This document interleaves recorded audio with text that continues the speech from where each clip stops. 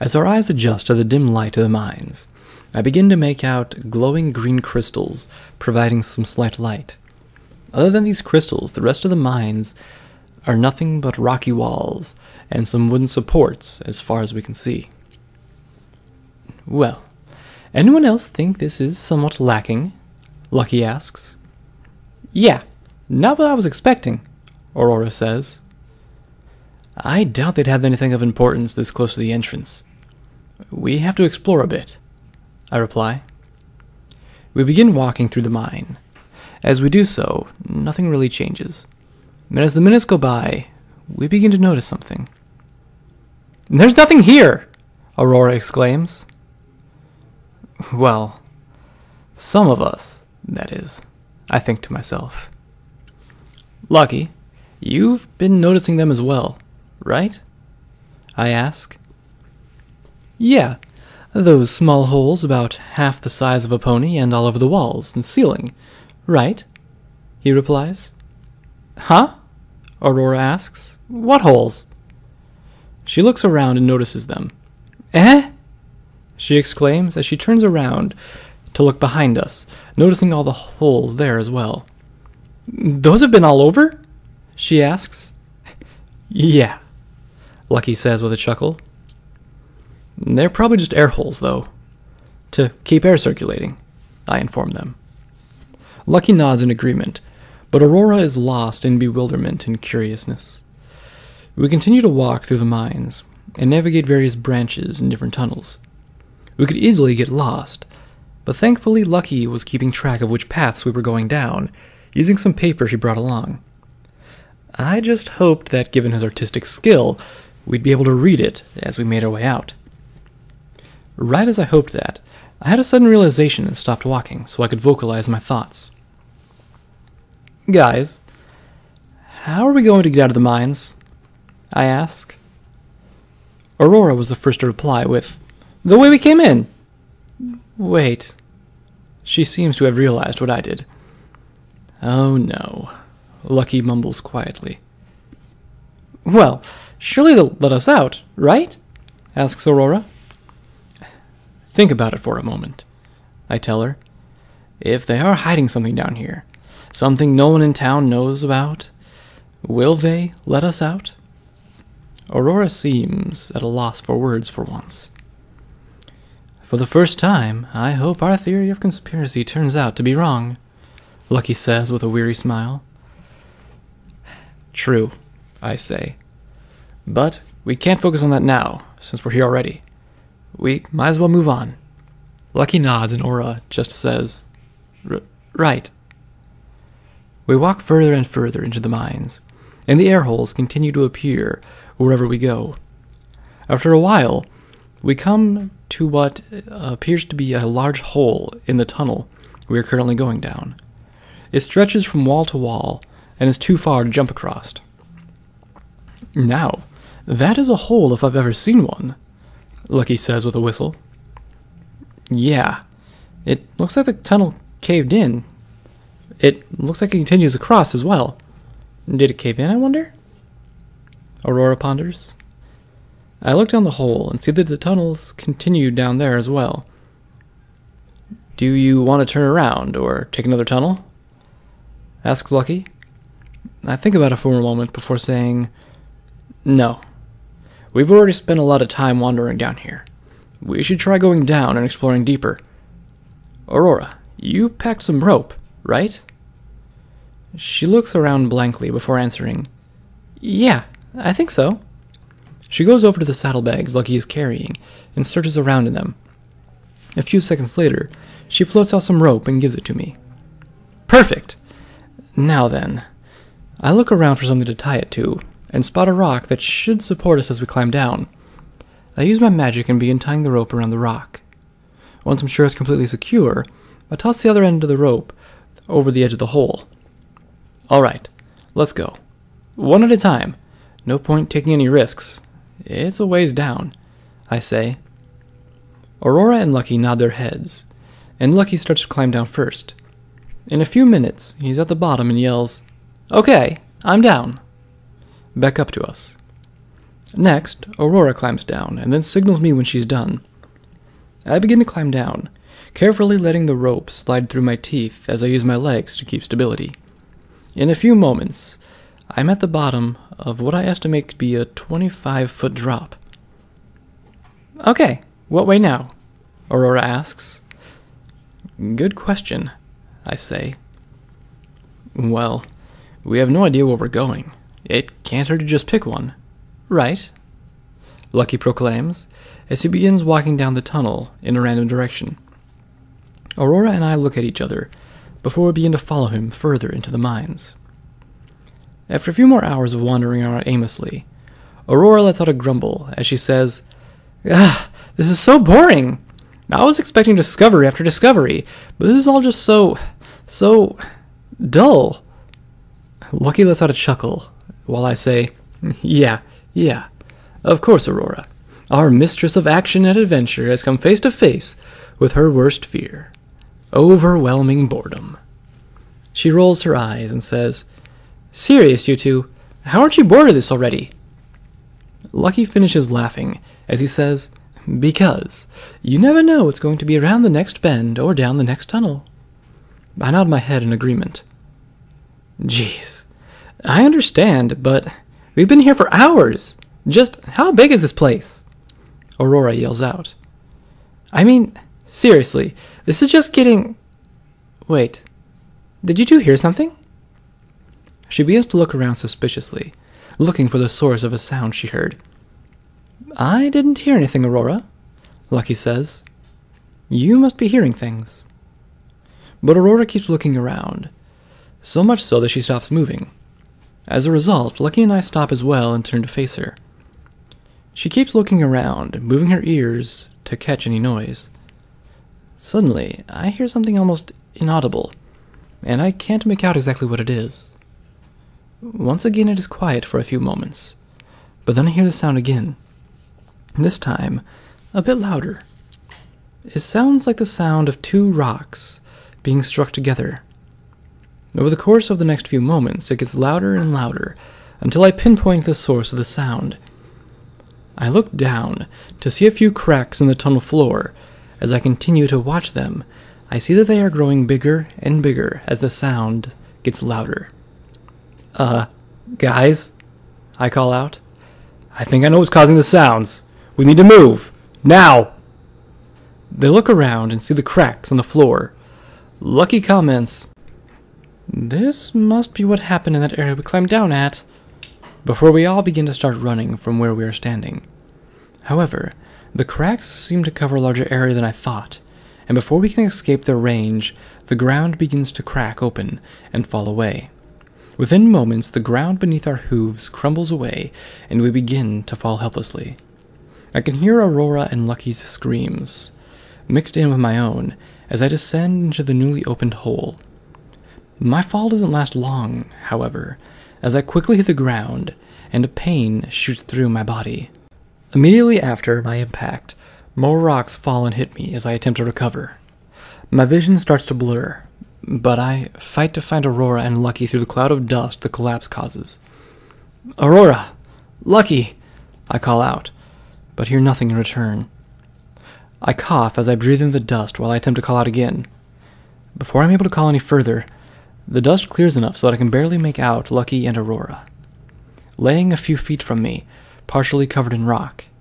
I attempt to shout their names, but a sudden pain shoots through my head and my vision goes blurry once more. I try to move my body, but it refuses to move as I want it.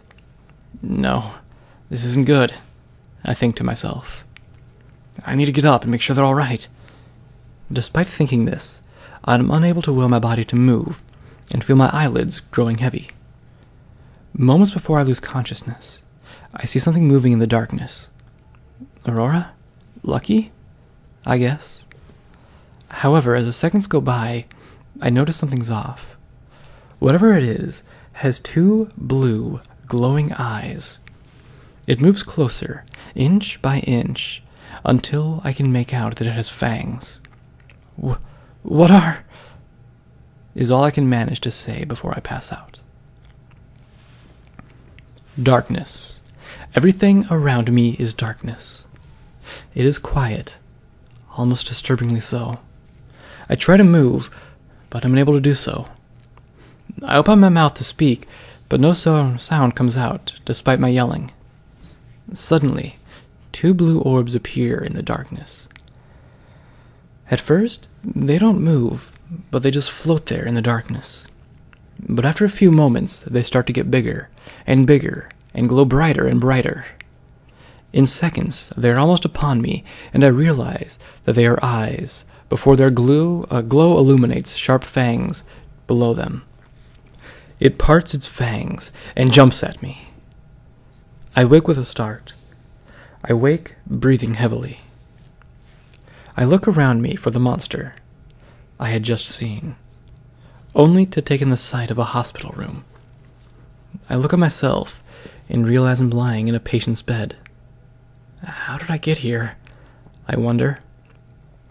I calm down and lay back in the bed, attempting to recall what led up to me being here, when the door opens and the doctor walks in. "Ah, it would seem that you are finally awake. I hope that all is well," he says. "Yeah, I think I'm feeling okay." "How did I get here, by the way?" I ask him. "Well, that is a most curious question. Yes. Apparently, they found you in the mines, trapped under the rocky wall after the floor collapsed," he informs me. "What about my friends? Are they all right?" I ask, hopefully. "But of course, they are in another room, but they are perfectly fine," he assures me. "But I must tell you that you are very lucky. The mines are closed for this very reason. They are horribly unstable, and they are prone to collapse. That is why we close them off. You and your friends are very lucky to have survived." He gives me a concerned look. "Well, I must be off. Other patients to attend to." He turns to leave the room, but looks back at me and says, "Take care, Feld Grey." Without another word, he leaves the room, leaving me alone with my thoughts. Thank goodness they're all right, I think, as I relax in my bed.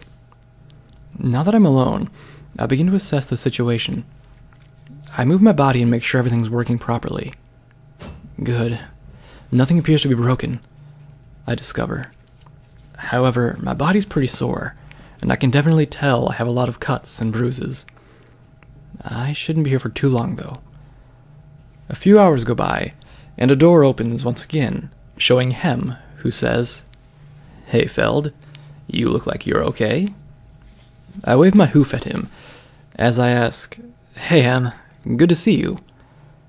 How did your distraction turn out?"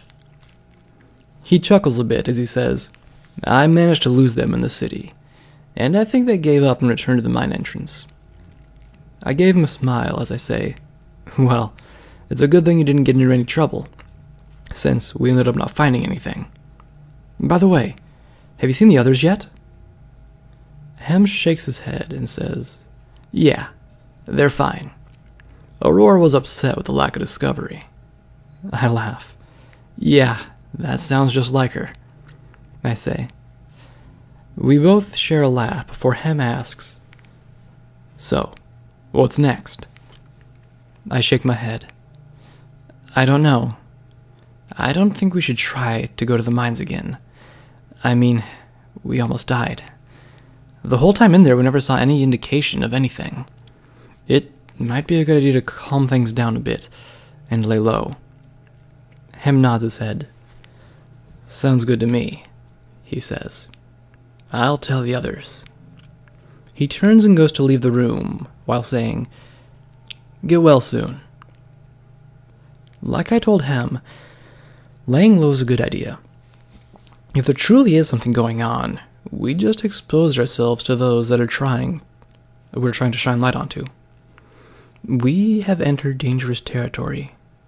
Besides, if we are getting to the age where we need to find our calling in life and start earning a living, I begin to think about the various things I could try out, things I'd be good at. I used to think being a historian would be great for me. However, since this town seems to lack any historical knowledge, I don't think that'd be a good option for me anymore. While deep in thought, the door opens and the doctor walks in again. Well, hello again, Veld. I was wondering how you were doing, he asks. Fine, doctor. I checked myself over a bit, and nothing seems too serious, I tell him. Very good, yes. Well, I think you should be able to leave here in a few days, he informs me with a smile. That's good. I need to start looking into working. How about the others? When will they get out? I ask.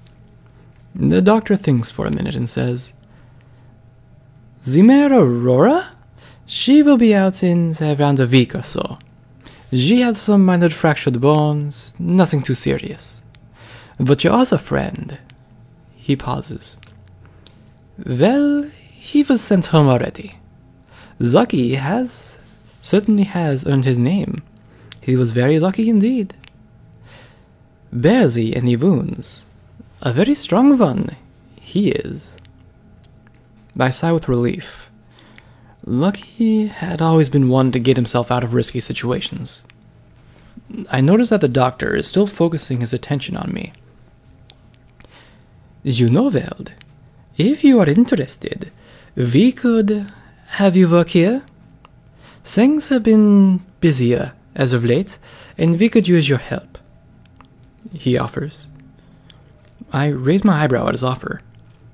Why me? I don't have any training in healing, I ask him. The doctor gives a slight chuckle and says, I know that you have a special ability, the ability to learn all kinds of things. I have a feeling you'd pick up things very quickly. Besides, we will start you off working reception, and helping as needed. Nothing that will have the potential to harm anyone. Well, what do you say? I think about it for a few moments. It certainly does sound interesting. Working to heal ponies is always a much-needed profession. No matter how things change in the world, this will always be true. It might also provide me with some challenge, given that my previous hobby is now non-existent. You do not have to answer me immediately. You can let us know when you are feeling better, the doctor tells me. No, that's fine. I'll accept your offer. When can I start to help out? I ask. Well, you will need to get well first of all. We can't have you unwell as you try to help others, now can we? He says with a smile. I nod my head in confirmation. Well, I must take my leave now. But get well soon, he says as he walks out of the room.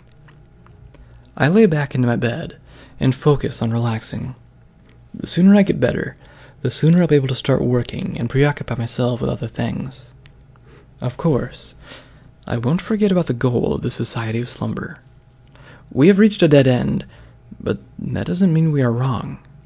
We just have to lay low until we find something else to go on.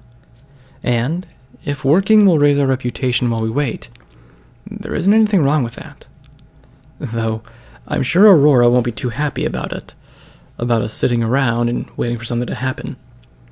I continue to think about such things as I fall into a deep slumber.